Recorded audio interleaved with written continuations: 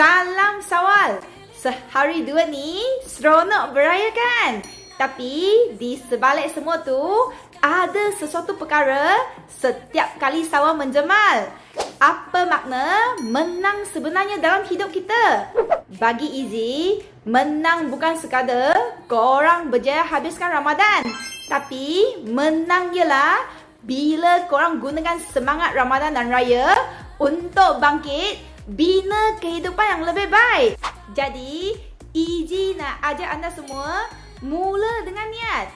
Kalau anda berniaga semata-mata nak kaya, mungkin semangat tu akan cepat padam. Tapi kalau niat kita nak bantu keluarga, nak hidup lebih tenang, nak ada masa untuk anak-anak, dan paling penting, nak beri manfaat pada orang lain.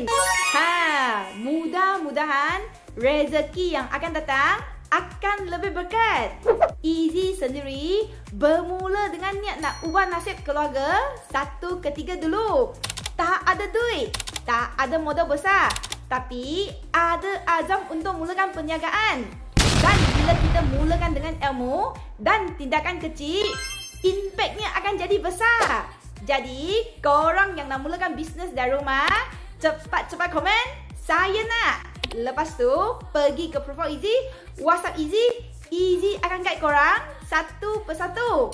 Apa kata kita tanam niat hari ini di hari yang penuh rahmat ni untuk ubah hidup dari sekarang.